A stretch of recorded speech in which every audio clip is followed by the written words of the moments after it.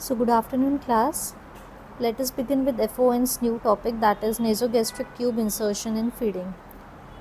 So basically what is nasogastric tube? So nasogastric tube feeding is common practice which is found commonly in the hospital areas wherein tubes are inserted daily without incident. However, there is a small risk that the tube can become misplaced into the lungs during insertion or move out of the stomach at a later stage. So nasogastric tube feeding म्हणजे काय की आपण जे नाकातून नळी टाकतो, ज्या patients bed ridden असतात, जे पेशंट्सला खाता वगैरे येत नाही, तर अशा पेशंट्सला आपण लोक एक ट्यूब घेतो ज्याला आपण रायल्स ट्यूब बोलतो. त्या रायल्स ट्यूबला आपण नाकाच्या द्वारे इन्सर्ट करतो नॉस्ट्रिल्सच्या थ्रू आणि ती ट्यूब नाकापासून तर पोटापर्यंत जाते आणि आपण लिक्विड डाएट मग पेशंटला देऊ शकतो.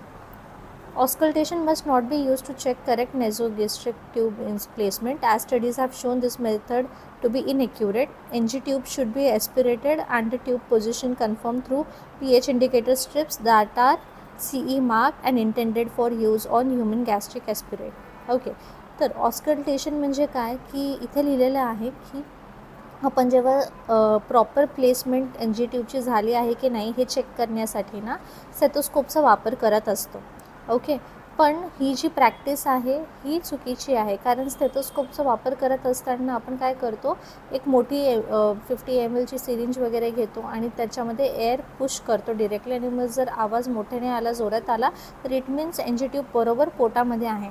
परंतु ह्याचे काहीतरी साईड इफेक्ट्स होऊ शकतात, म्हणूनच ही प्रॅक्टिस आता थांबवलेली आहे. आणि मग कसं आपण चेक करतो की बरोबर बाबा पोटामध्ये ती ट्यूब पोचली आहे की नाही, तर वी विल ॲस्पिरेटेड, म्हणजे की जेवढं पण पोटामध्ये काही असेल नसेल, ठीक आहे, तर त्याला आपण ॲस्पिरेट करतो सिरिंजमध्ये. जसं इंजेक्शन्स देण्याच्या पहिले आपण जेव्हा चेक करतो काय की ब्लड वेसलला तर इंजेक्ट आपण केलेलं नाही आहे, तर म्हणून बॅक पुश करतो आणि चेक करतो की रक्त येत आहे की नाही येते. सिमिलरली सिरिंजच्या यूजनेच आपण लोक एन जी ट्यूबला इन्सर्ट करणार आणि एन जी ट्यूबमधनं ॲस्पिरेट करणार आहोत की बाहेर काय पोटातलं पदार्थ येत आहेत की नाही येत आहेत. ओके, तर बघा एन जी ट्यूब इन्सर्ट कशी करतो आपण. So basically this is the human body where you can see the nose tip. Fine. So nose टिपच्या मधून आपण रायल्स ट्यूब ही इन्सर्ट करत असतो, बट डिरेक्टली आपण ते इन्सर्ट करत नाही. तर फर्स्ट आपल्याला पेशंटला प्रिपेअर करावं लागतं, आपल्याला प्रिपेअर करावं लागतं, आपल्या एन्व्हायरमेंटला प्रिपेअर करावं लागतं आणि सगळे आर्टिकल्स जमवल्यावरती त्याला प्रॉपर ल्युब्रिकेट करून आपण नोजमधनं हळूवारपणे इन्सर्ट करतो. तर तुम्हाला दिसेल करून नोजपासून तर ती पोटामध्ये म्हणजे स्टमकपर्यंत कशा प्रकारे पोचते. Okay, through the means of इसोफेगसच्या थ्रू, नाकाच्या नळीच्या इसोफेगसच्या थ्रू मग पुढे ती ट्यूब खाली पोचते. नाव आता डेफिनेशन आपण बघूया. तर what is the definition of N G T insertion?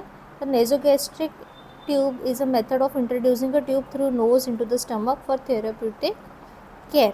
Okay, N G tube म्हणजे काय, जी रायल्स ट्यूब आपण वापरतो नोजपासून स्टमकपर्यंत पोचण्यासाठी, पेशंटला थेरप्युटिक ट्रीटमेंट देण्यासाठी. ओके, जे पेशंट्स आजारी आहे, दुखणं येत आहे, ज्यांना खाता वगैरे येत नाही, अशा पेशंट्सला आपण ही ट्यूब वापरतो. तर हे आहे तुमचं डेफिनेशन. तर ह्यांची जी साईज असते ते 6 to 8 फ्रेंच गेजची साईज असते ह्या ट्यूबची. The length of the tube is measured in centimeter starting at the distal tip, that is your stomach and is equal to 0 centimeter. The tube is made of silicone और polyurethane which is passed through the nostril via the nasopharynx into the esophagus then stomach. Okay, तर ही size जी आहे 6 to 8 French गेजची size असते या ट्यूबची. ह्याला आपण नाकाच्या टिपपासनं तर कानाची एअरलोबपर्यंत पहिले मेजर करतो आणि मग पोटापर्यंत मेजर करतो. ठीक आहे, तर इथून आपण मेजर केल्यावरती आपल्याला म्हणजे झिफॉइड प्रोसेसपर्यंत आपण मेजर करतो. मग ह्याच्यानेच आपल्याला समजतं करून की बाबा पोटापर्यंत ती ट्यूब पोचू शकते. जर तुम्ही लोकांनी सपोज डिरेक्टली नाकापासून डायरेक्टली पोटापर्यंत मेजरमेंट घेऊन पेशंटला इन्सर्ट करायला घेतलं तर ती पोटामध्ये पोचणार नाही. वाय? ह्याच्या मागचं रिझन हे आहे की आपलं जे नेझोफेरिंग्स आहे, ठीक आहे, ते इसोफेगसच्या वर असतं, तर त्या पोर्शनला पण आपल्याला काउंट करावं लागतं. तर तो पोर्शन काउंटेबल कुठून होतो, तर नोज टिपपासून एअरलोबपर्यंत आणि एअरलोबपासून तुमच्या झिफॉइड प्रोसेसपर्यंत. Okay, so NG tube used for the purpose of feeding must be radio opaque throughout their length and have externally visible length marking. म्हणजे की काय रेडिओ ओपॅक म्हणजे काय? रेडिओ ओपॅकचा हा अर्थ होतो की जेव्हा आपण एक्सरे करतो पेशंटचा चेक करण्यासाठी की बाबा प्रॉपर ह्याची ट्यूब पोटामध्ये पोचली आहे की नाही, ठीक आहे. तर जर ती रेडिओ ओपॅक नसली म्हणजे की एक्सरेमध्ये मग ती दिसून येणार नाही आपल्याला, म्हणून त्या ट्यूबला रेडिओ ओपॅक बोलतात. त्याच्यामध्ये असे काही पार्टिकल्स असतील प्रेझेंट जे शाईन करतील आणि त्यामुळे ती ट्यूब आपल्याला चांगली मार्किंगच्या थ्रू दिसेल. आता काय पर्पज आहेत, काय उद्देश आहेत NGT इन्सर्शनचा? पहिली गोष्ट तर ज्या पेशंट्स बेडरिडन आहेत त्यांना आपल्याला फ्लुइड डाएट देण्यासाठी ह्याचा वापर होतो.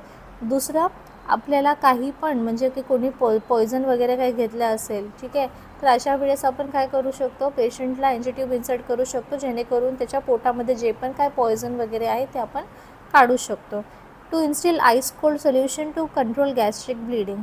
काही पेशंट्सला जेव्हा गॅस्ट्रिक ब्लिडिंग होत आहे म्हणजे पोटामध्ये एक्सटेन्सिव्ह इंटरनल ब्लिडिंग होत आहे, तर त्यावेळी आपण आईस कोल्ड सोल्युशन NG ट्यूबच्या थ्रू टाकू शकतो आणि ती ब्लिडिंग स्टॉप करू शकतो. कारण आपल्याला पण माहिती आहे की बर्फाचा वापर आपण जर कोणता पण काही रक्त वगैरे काय गोठायला मदत करतं बर्फ. त्याच्यानंतर to prevent stress on operated site by decompressing. Okay, म्हणजेच की काय, जर पेशंटचं काय ऑपरेशन वगैरे झालेलं आहे तर तो प्रेशर देऊन काही गोष्टी खाऊ पिऊ शकत नाही. फॉर एक्झाम्पल कॅन्सर्स पेशंट ज्यांना ओरल कॅन्सर वगैरे असेल तर त्यांना आपण जर त्यांची सर्जरी झाली आहे, कॅन्सरची ट्रीटमेंट झाली आहे, फाईन, तर अशा पेशंट्समध्ये we cannot use oral food ना, ओरल डाएट आपण त्यांना देऊ नाही शकत, त्यांना अजून दुखापत होईल, फाईन. म्हणून अशा वेळेस आपण NG ट्यूबचा वापर करू शकतो. To relieve the vomiting and distension. To relieve vomiting and distension म्हणजे काय की काही पेशंट्सला एकदम ओव्हरली वॉमिट होत आहे, फाईन, तर अशा वेळेस त्या पेशंटला वॉमिट करण्याच्या बजाय जर आपणच NG ट्यूब त्याला टाकली आणि ॲस्पिरेट करून घेतलं, मग त्याला वॉमिट होणार नाही. तो जो एकदम स्ट्रेस्ड आउट होऊन गेलेला आहे त्याचा जो तो थकवा आहे तो कमी होईल. To collect gastric juice for diagnostic purpose. Gastric juice for diagnostic purpose म्हणजे काय, हे बघा, खूप सारे आजार विकार हे पोटापासून पण म्हणजे पोटामध्ये असलेल्या जंतांपासून पण होतात, बरोबर आहे. तर जर आपल्याला रूल आउट करायचं आहे की बाबा कोणता जंतू ह्याच्या पोटामध्ये आहे, कोणतं हे आहे अस्तित्वात आहे, फाईन, तर अशा वेळेस आपण NG ट्यूबला इन्सर्ट करूयात पेशंटच्या नाकापासून पोटापर्यंत आणि जे पण काय असेल ते बाहेर काढूयात, सॅम्पल कलेक्ट करूया आणि लॅबोरेटरीमध्ये पाठवून देऊयात हे बघण्यासाठी की पेशंटला कोणत्या प्रकारचा बॅक्टेरिया आहे. आता ड्युटीज अँड रेस्पॉन्सिबिलिटीज आपण बघूया. मेडिकल स्टाफची काय ड्युटी आहे, रेडिओलॉजी डिपार्टमेंटची काय ड्युटी आहे आणि रजिस्टर्ड नर्सची काय ड्युटीज आहेत. तर मेडिकल स्टाफ म्हणजे की आर्टिफिशियल न्यूट्रिशन वगैरे काय द्यायचं आहे की नाही हा मेडिकल डिसिजन असतो, फाईन. तर म्हणजे पहिले पेशंट सोबत डॉक्टरांनी डिस्कस करायला पाहिजे ह्या सर्व गोष्टी. तर कधी कधी असं होतं करून की पेशंट लोक डिनाय करतात किंवा पेशंटचे रिलेटिव्हसुद्धा डिनाय करू शकतात, म्हणून. आणि डिसिजन झाल्यावरती एक आपल्याला म्हणजे एक अंडरटेकिंग घ्यावी लागते.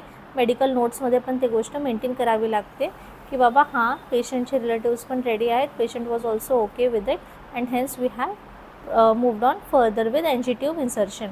रेडिओलॉजी डिपार्टमेंटची काय रेस्पॉन्सिबिलिटी आहे की बाबा जी पण काय नेझोगॅस्ट्रिक ट्यूब वापरलेली आहे ती एक्सरेवरती प्रॉपरली दिसत आहे की नाही, की ती पोटामध्ये आहे की नाही आहे, तर त्याचं फायनल कन्क्ल्युजन देणं रेडिओलॉजीच्या हातात असतं की बाबा हो ही पोटामध्ये प्रॉपरली फिक्स्ड आहे.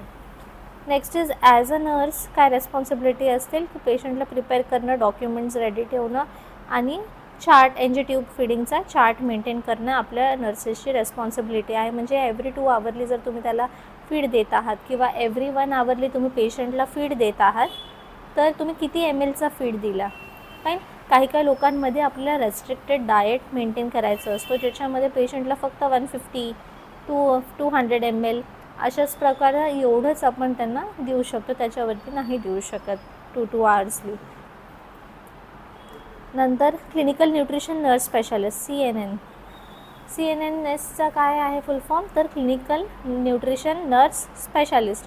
तर बेसिकली हे अशा टाईपच्या ट्रेन नर्सेस आहेत जे फक्त न्यूट्रिशनवरती फोकस करतात, म्हणून आपल्या हॉस्पिटल्समध्ये हे बघायला नाही भेटत नर्सेसच्या संदर्भांमध्ये, कारण आपल्याकडे एक न्यूट्रिशनिस्ट असते, डायटिशियन असते, ती पेशंटचं डाएट सेट करते की किती कॅलरी इंटेक करायचं आहे based on his health status, किती म्हणजे प्रोटीन्स त्याला द्यायचे आहेत, किती व्हायटमिन्स गेले पाहिजेत, हे सर्व डिसाईड करते आपले न्यूट्रिशनिस्ट.